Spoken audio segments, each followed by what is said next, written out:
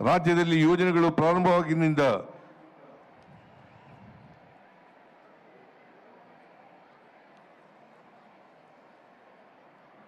October 28ರವರೆಗೆ 1.04 lakh ಕೋಟಿ ರೂಗಳಿಗೂ ಹೆಚ್ಚಿನ ಮೊತ್ತವನ್ನು ಗ್ಯಾರಂಟಿ ಯೋಜನೆಗಳಿಗಾಗಿ ವಿನಿಯೋಗಿಸಿದ್ದೇವೆ.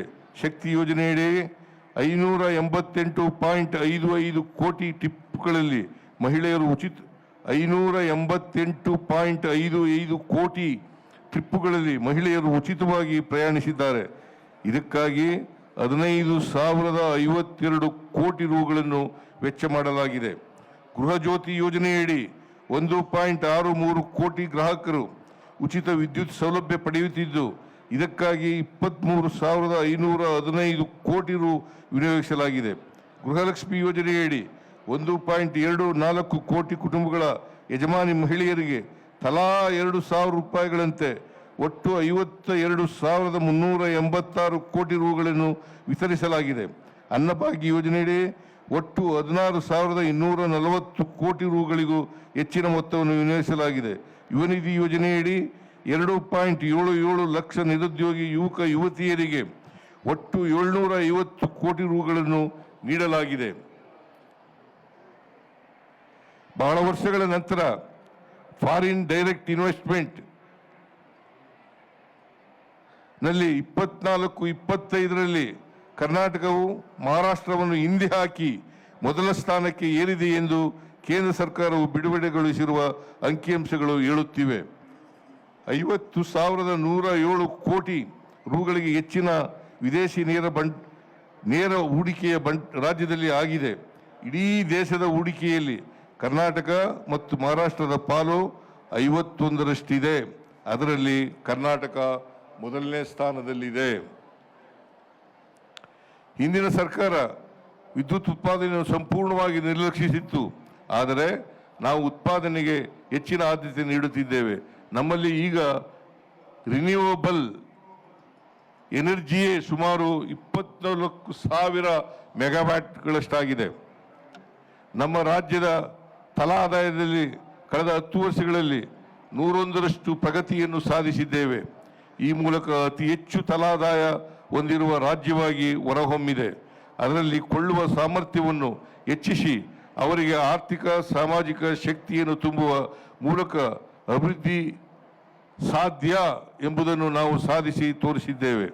ರಾಜ್ಯದ ಹೈನುಗಾರಿಕೆಯನ್ನು ಪ್ರೋತ್ಸಾಹಿಸುವ ನಿಟ್ಟಿನಲ್ಲಿ ಕೆಎಂಎಫ್ನಿಂದ ಗೋವಿನಿಂದ ಗ್ರಾಹಕರವರೆಗೆ ಎಂಬ ಶೀರ್ಷಿಕೆಯೊಂದಿಗೆ ನಂದಿನಿ ಬ್ರ್ಯಾಂಡ್ನಲ್ಲಿ 175ಕ್ಕೂ ಅಧಿಕ ಗುಣಮಟ್ಟದ ಹಾಲಿನ ಉತ್ಪನ್ನಗಳನ್ನು ರಾಜ್ಯದ ಹೊರ ರಾಜ್ಯ ಮತ್ತು ವಿದೇಶಗಳ ಮಾರುಕಟ್ಟೆಗಳಲ್ಲಿ ಮಾರಾಟ ಮಾಡಲಾಗುತ್ತಿದೆ. ಕೆಎಂಎಫ್ ನಿಂದ ದಿನಕ್ಕೆ 1 ಕೋಟಿ ಲೀಟರ್ಗೂ ಹೆಚ್ಚಿನ ಹಾಲನ್ನು ಸಂಗ್ರಹಿಸಲಾಗುತ್ತಿದೆ. ಮೂಲಭೂತ ಸೌಕರ್ಯಗಳ ಅಭಿವೃದ್ಧಿ ಎಂದು ಈ ವರ್ಷ ವಿಶೇಷವಾಗಿ 8,000 ಕೋಟಿಗೂ ಹೆಚ್ಚಿನ ಅನುದಾನವನ್ನು ನೀಡುತ್ತಿದ್ದೇವೆ. ಈ ವರ್ಷ ಒಟ್ಟಾರೆಯಾಗಿ ಬಂಡವಾಳ ವೆಚ್ಚಗಳಿಗೆಂದು 83,200 ಕೋಟಿ ಅನುದಾನ ಒದಗಿಸಿದ್ದೇವೆ. ಇತ್ತೀಚಿನ ಅಂಕಿಅಂಶಗಳ ಪ್ರಕಾರ ದೇಶದ ಸರಾಸರಿ ನಿರುದ್ಯೋಗದ ಪ್ರಮಾಣ 7%ಕ್ಕಿಂತ ಹೆಚ್ಚಿಗೆ ಇದೆ.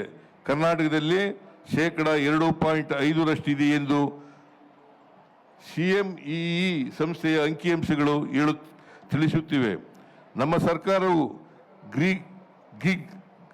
Gig economy, green economy, guarantee economy, global trotting economy, good governance, geographical equality, good health to all people, tender equality, good public education, good equality connectivity ಮುಂತಾದ 10 ಜಿಗಳನ್ನು ಮುಖ್ಯ ಗುರಿಯಾಗಿಸಿಕೊಂಡು ಧ್ಯೇಯವಾಗಿಸಿಕೊಂಡು ಕೆಲಸ ಮಾಡುತ್ತಿದ್ದೇವೆ. ಇದಕ್ಕಾಗಿ ಕರ್ನಾಟಕವು ಉದಯಿಸುತ್ತಿದೆ.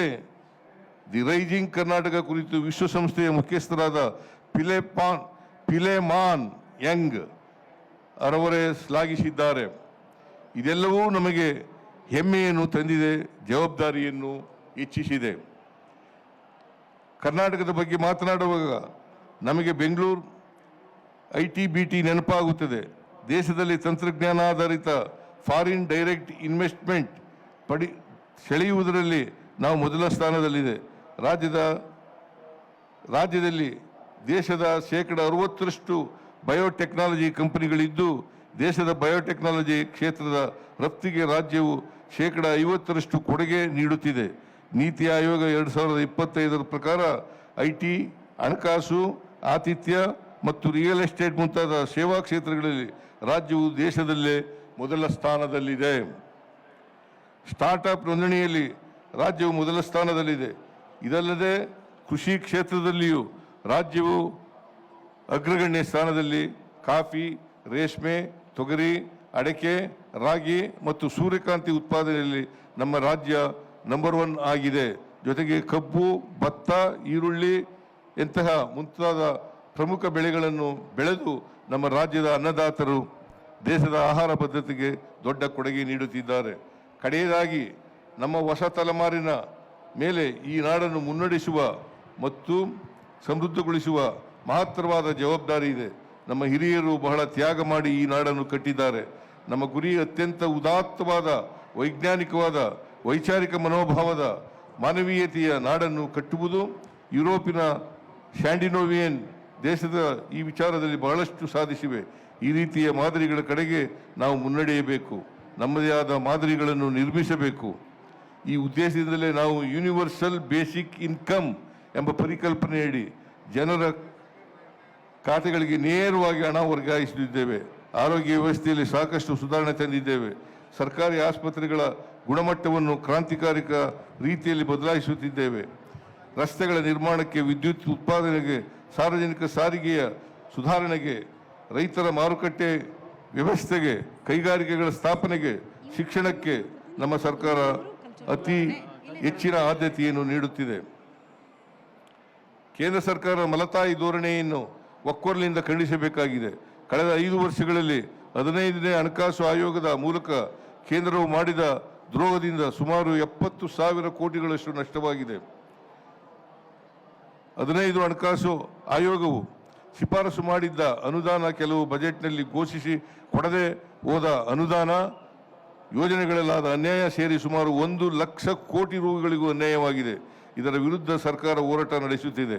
ಜನಸಮುದಾಯವು ಕೂಡ ಗಂಭೀರವಾಗಿ ಪ್ರಶ್ನಿಸಬೇಕಾದ ಅನಿವಾರ್ಯತೆ ಉದ್ಭವಿಸಿದೆ. ಬಲಿಷ್ಠ ಒಕ್ಕೂಟ ವ್ಯವಸ್ಥೆಯ ಕನಸು ನಮ್ಮ ಸಂವಿಧಾನದ ಪಿತೃಗಳದ್ದಾಗಿತ್ತು. ಇದನ್ನು ಕಳೆದ ಕೆಲವು ವರ್ಷಗಳಿಂದ ಛಿದ್ರಗೊಳಿಸಿ ರಾಜ್ಯಗಳ ಅಧಿಕಾರವನ್ನು ಕಬ್ಜಾ ಮಾಡುವ ವಸಾಹತುಶಾಹಿ ಮನೋಭಾವ ಕಾಣುತ್ತಿದೆ. ಕೇಂದ್ರದ ಈ ತಾರತಮ್ಯಗಳ ವಿರುದ್ಧ ಇಡೀ ನಾಡು ಸಂವಿಧಾನಾತ್ಮಕವಾಗಿ ನಿಂತು ಪ್ರತಿಭಟಿಸದೆ ಹೋದರೆ ನಮ್ಮನ್ನು ಅಪೋಷಣ ತೆಗೆದುಕೊಳ್ಳಲಾಗುತ್ತಿದೆ. ಇದರ ಜೊತೆಗೆ ಕರ್ನಾಟಕ ಸೌಹಾರ್ದ ಪರಂಪರೆಗೆ